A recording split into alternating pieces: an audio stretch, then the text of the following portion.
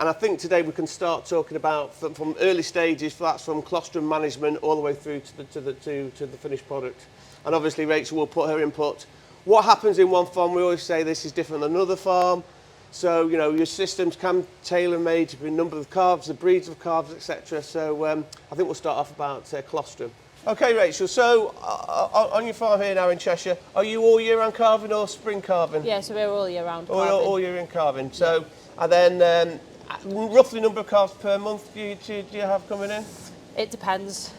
It does depend, really. Generally, but all year round split? All year round split, yeah. We have busier periods and others are quiet, so okay. Yeah. So from the calving pens, the calves are brought into the individual single pens? Yeah, so they start off in the single pens, which we have, and then we've just started trying them for two, start feeding them as a two, see how they get on together.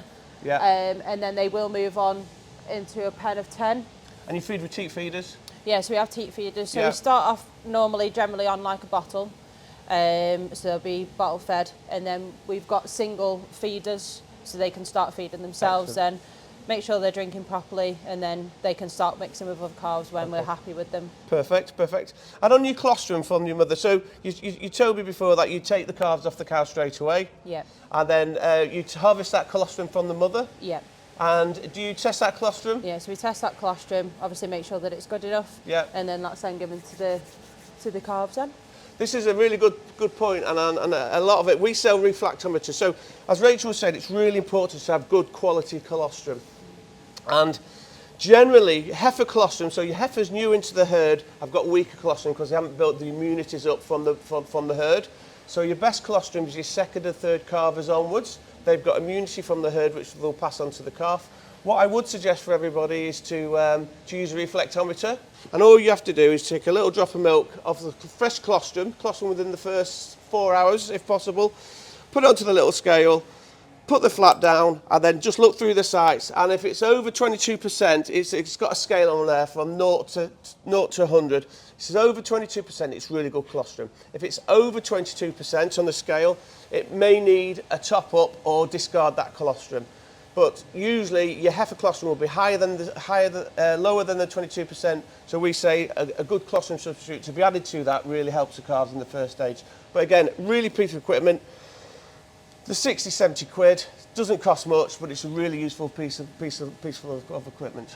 And the downside of not adding, say, a supplement or using other colostrum, what's the downside of feeding that poor colostrum? Well, it's the immunity from the colostrum, the immunity that the calf will pick up from its mother's colostrum will not be as good.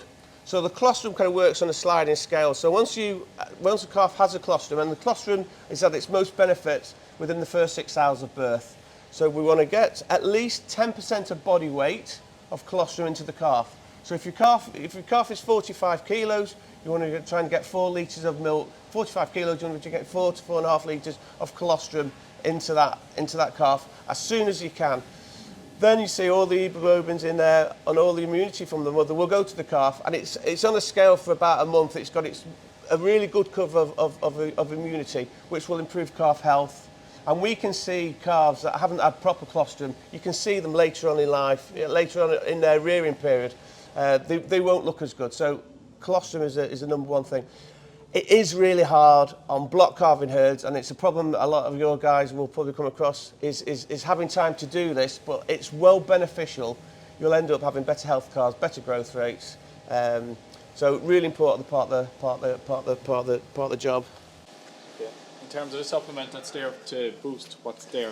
So there's a number of supplements on the market, and I think you've got to realise that a supplement, a calf colostrum, you try to get it is a substitute. It's not as good as the real thing, but it is harvested from cows with good clean colostrum, so it's disease-free colostrum, freeze-dried. But remember, hasn't got your own farm herd immunity. But it is a good top-up to have. So it's usually generally 40-50% of harvest colostrum. I'll be honest with you, it's not as good as the real thing, but it's a really important part to top up if you do need it. Okay. And what about mixing colostrums then, or if you have a poor so the best thing to do is if your colostrum shows on the reflectometer, if it's slightly low, Just add, it's a 100 gram powder mix usually, add that into your colostrum, give it a mix up and feed it to the calf. And you can either feed it with a teat feeder, if the calf will drink, or a bottle, or if not, bag the calf. Always when you're bagging calves, do you bag the colostrum in? Only just thing you've got to make sure is that it goes into the right place. So when you're putting the tube down into the calf, just make sure it's nice and slow. The calf is swallowing it in, and it will go into the abamazon where we want it to go into. What we don't want it to do is go into the rumen. And if it goes into the wrong place, it will just go to the wrong area of the stomach. So we want it to slip into the abamazon, which the calf will swallow, and it will do. Is it wise to mix colostrum or not from, say, different mothers to calves, or?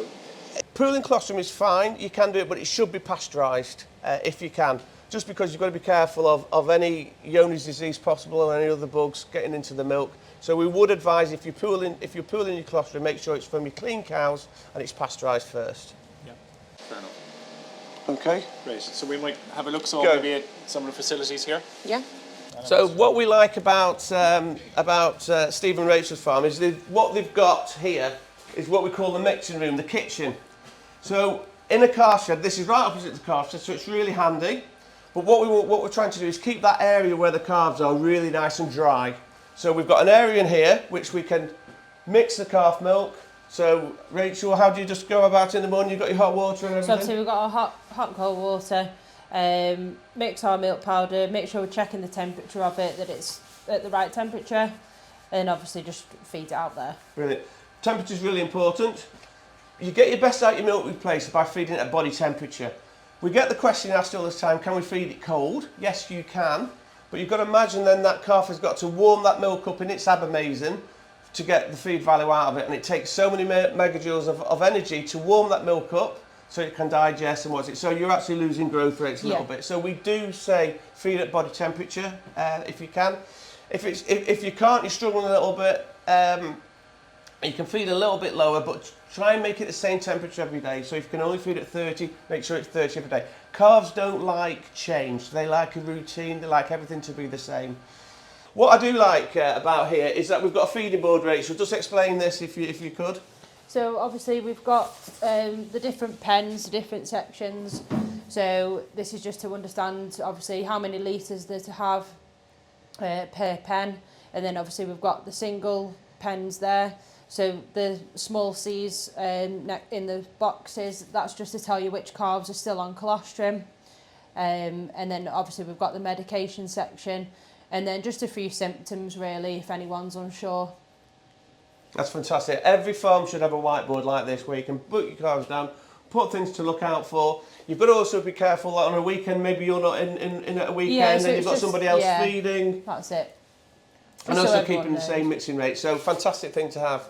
So again, you see with here, we can wash, Rachel, you can wash everything out in here, all wet. So when you're washing out, obviously hygiene is important. Yeah. What do you use for washing out? So we use fairy liquid, so we'll use hot water, we'll squeeze each teat out till obviously it's drawing water out, obviously scrub them all clean, rinse them out, same with the bottles and the small feeders as well.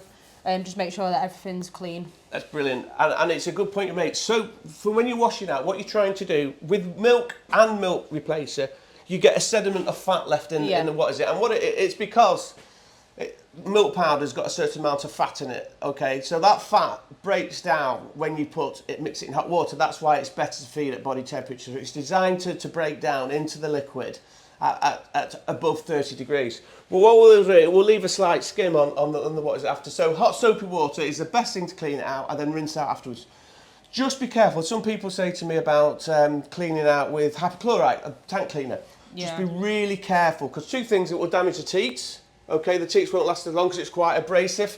And also, if we had a little bit left in and we didn't rinse it out properly, then that will go into the calf and it can actually strip the lining of the stomach. So just be a little bit careful. If you want to do it with the hypochlorite, maybe after your calving season, that's fine. Hypochlorite, swill it out and leave to rest, that's perfect. But this is an excellent mixing room, and I'd recommend most farms to, if it's possible, to have a mixing room. Works really well. And Alan, would you suggest cleaning after every feeding? Yes. Okay. Yes, clean after every feeding if you can. Again, it's another job.